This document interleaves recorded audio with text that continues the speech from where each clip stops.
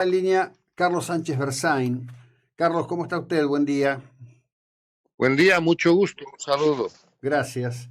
Comentaba que si no fuere por el hecho de la magnitud que ocupa en intención y presencia global lo que está ocurriendo en Medio Oriente, concretamente con el ataque de la organización terrorista Hamas a Israel y las consecuentes acciones, lo que venía pasando en Ecuador tendría que haber ocupado un lugar mucho más amplio todavía del que lo ha hecho al respecto de todas las situaciones que tienen que ver con el asesinato de un contendiente presidencial y el asesinato de quienes han sido señalados por las autoridades judiciales de Ecuador como responsables de ese crimen, masacrados en un penal de ese país, ¿no?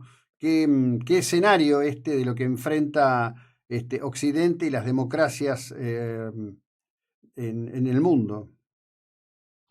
Sí, el tema es global. Vayamos de lo general a lo particular.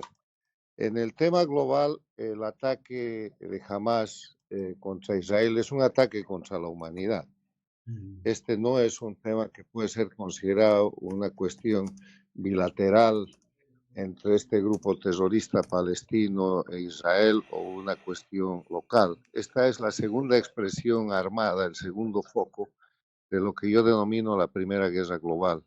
El primer foco armado está en la invasión de Rusia a Ucrania y ahora se produce este hecho, lo que ha llevado a una subida de tensión a nivel mundial y a lo que llamo un estado de preguerra mundial. Estados Unidos ha movido su flota, ha movido el portaaviones Gerald Ford hacia la zona de Israel para cubrir Irán. Acaba de mover el Eisenhower, otro portaaviones en la misma dirección, y en la zona del Asia ha movido el portaaviones Ronald Reagan. Eso es una tensión de alto nivel. Ahora, en medio de todo eso, ¿cuáles son los bandos? Es la división entre el grupo de países y de organizaciones que atentan contra la libertad y la democracia, el sistema dictatorial contra la libertad. La agresión de Rusia a Ucrania es eso. La agresión de Hamas contra la humanidad en territorio israelita es lo mismo. Entonces, eso tiene reflejo en América Latina y tiene reflejo con una vieja banda criminal que detenta el poder en Cuba desde hace 65 años bajo el título de revolución y que en el siglo XXI se ha expandido estableciendo dictaduras similares en Venezuela, Bolivia, Nicaragua, y lo hizo en Ecuador con Correa por más de 10 años. Esto que se llama el socialismo del siglo XXI o el castrochavismo, que en cuanto se han producido los hechos de la invasión de Rusia a Ucrania y del ataque de Hamas contra la humanidad en Israel, han apoyado de inmediato de una u otra forma esa posición. Porque Cuba, Venezuela, Bolivia, Nicaragua, estas dictaduras son los aliados, son las bases, son la presencia de las dictaduras de Rusia, de China, de Irán, de Corea del Norte en la región y tienen las mismas prácticas de violación de derechos humanos, detentan el poder con terrorismo de Estado, presos políticos, exilio y todo ese sistema que es exactamente el mismo que se practica en otras latitudes, por ejemplo, en la dictadura teocrática de Irán, o en la dictadura nacionalista de Rusia, o en la dictadura capitalista de China. En ese contexto, que es el marco general para entender, podemos hablar del tema del Ecuador, inclusive del tema de la Argentina, que con el gobierno de Fernández Kirchner forma parte del grupo de gobiernos paradictatoriales que acompañan al sistema dictatorial del socialismo del siglo XXI. ¿Qué son los gobiernos paradictatoriales? Son gobiernos establecidos en países democráticos que llegan al poder por votación, por sistemas democráticos, pero que una vez que están ahí se ponen al servicio de las dictaduras. Lo que ha hecho durante todo su gobierno Fernández Kirchner, lo que hace desde México López Obrador, lo que hace Petro desde Colombia, lo que hace intermitentemente, pero efectivamente Boric desde Chile y lo que hace Lula desde el Brasil. Entonces, en ese contexto, el tema del Ecuador es un tema muy serio porque el Ecuador es el único país que ha transitado de una de las dictaduras del socialismo del siglo XXI, del castrochavismo a la democracia, y lo ha hecho de la mano de Lenín Moreno, que era uno de los componentes del grupo de Rafael Correa, pero que decidió por la libertad y por la democracia y que hizo la transición. Intentaron darle un golpe el año 2019, en octubre, Lenín Moreno lo soportó. Después convocó unas elecciones libres y limpias, se eligió presidente Guillermo Lasso, y la lástima fue que bajo la presión permanente del correísmo, que es el socialismo del siglo XXI en el Ecuador, el gobierno de Lasso resultó muy malo. Tuvo que llegar a la muerte cruzada, o sea, a la convocatoria anticipada de elecciones para elegir un presidente y elegir congresistas para el tiempo de mandato que queda a Lasso. Y esa es la elección que hemos presenciado, con unos hechos gravísimos, entre los que el más destacado, sin duda, el asesinato del candidato Fernando Villavicencio, que de estar vivo seguramente sería el presidente que hubiera elegido el Ecuador. Y en medio de eso, los asesinos del candidato Fernando Villavicencio, luchador anticorrupción, exiliado y perseguido de Correa, el hombre que denuncia los grandes negociados y que lleva a Correa a la sentencia condenatoria de 8 años de cárcel que tiene Correa en la actualidad y que Lasso no ha ejecutado, porque es muy raro que hay una orden judicial para llevar a la cárcel con una sentencia ejecutoriada de 8 años contra Correa y el presidente Lasso no movió un dedo. Entonces, la muerte de este Fernando Villavicencio produce otros hechos que son gravísimos. El asesino material es muerto el mismo día del asesinato de Fernando Villavicencio en una comisaría, en una sede policial. 7 de los restantes sicarios son llevados a la cárcel y son asesinados.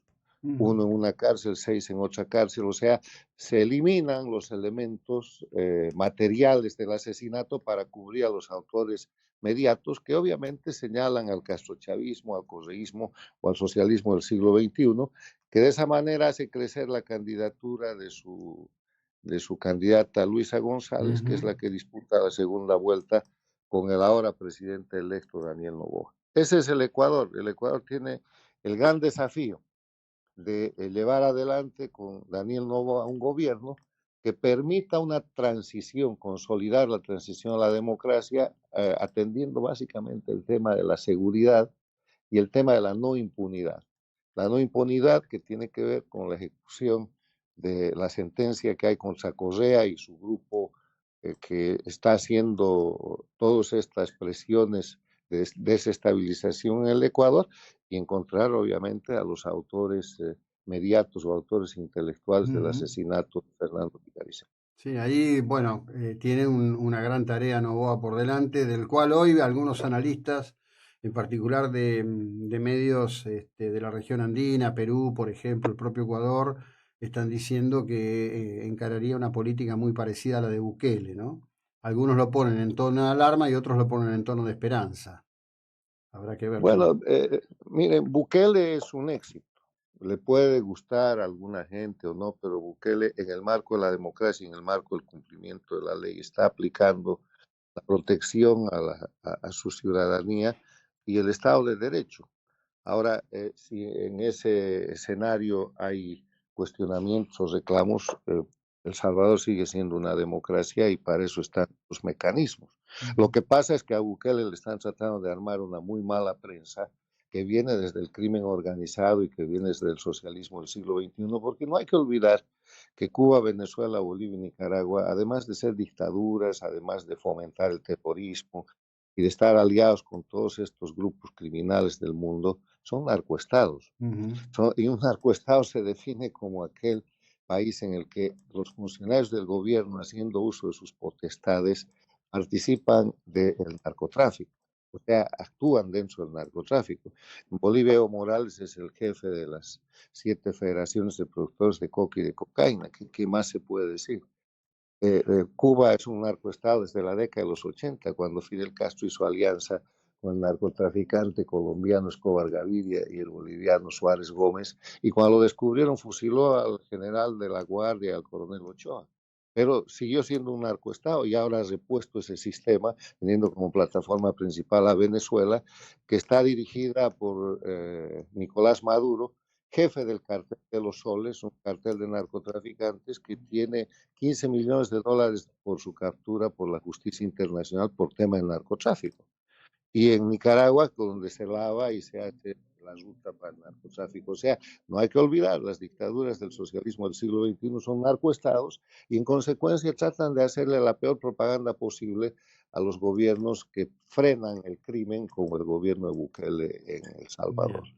Dicho todo esto, como corolario de esta conversación, es curioso el poder enorme diseminado que han construido a lo largo de estas décadas, Putin, Chávez en su momento, Maduro, Correa. Cuando uno ve las posiciones de lo que hoy es la organización política Sumar, integrante del gobierno de España, las movilizaciones que hubo en este fin de semana.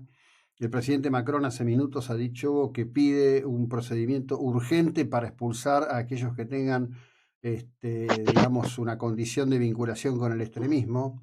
¿Servirá para despertar a Europa, que duerme una suerte de molicie frente a la penetración cultural islamita en el continente?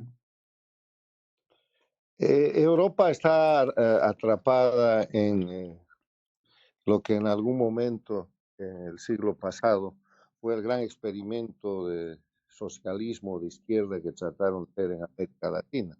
No hay que olvidar que desde Europa se sostuvieron y financiaron esos movimientos, incluida la dictadura de Castro, que tenía que haber desaparecido en la década de los 90 después de que terminó la Unión Soviética y cayó el muro de Berlín. Entonces, Europa tiene un problema muy, muy serio porque está penetrada por elementos radicales que prácticamente han ocupado su sociedad y que son ciudadanos europeos. En Francia, en menor grado en la Gran Bretaña, en España, y ahora están produciendo incidentes que afectan la estabilidad interna. No es el primer caso, pero ahora es el respaldo del terrorismo internacional. Y Sí, el sí. pedido de Macron refleja la urgencia y la gravedad del tema. Yo Sí. creo que, y espero que lo que usted dice, que sea un punto de quiebre para que la Unión Europea y cada uno de los gobiernos de la Unión Europea recupere una visión de su seguridad interna en base al elemento esencial con que se debe actuar, que es identificar al enemigo. Sí, Tiene sí. que entender que están siendo objeto de un ataque y tienen que defenderse porque si no van a sufrir una implosión porque el ataque a Europa se está produciendo por dentro, un poco parecido a lo que se ha intentado hacer o se está intentando hacer con Estados Unidos con la gran penetración de migraciones forzadas de Cuba desde Venezuela para presionar a la inestabilidad de este gran país. Le agradezco muchísimo, como siempre, por el tiempo y la ilustración, ¿eh? Un abrazo a la distancia, muy amable, Carlos. Muy Claro, amable. muchas gracias. Bueno, Carlos Sánchez Berzain, analista internacional, ex vicepresidente de Bolivia y una voz muy fuerte en el análisis de todos estos temas globales. Hace minutos el ministro de Relaciones Internacionales del Reino Unido, James Cleverly, un hombre de raza negra, dijo: Israel está intentando alejar a los civiles del peligro, jamás está intentando poner a los civiles en peligro. Ojalá que esto se entienda. Ya continuamos.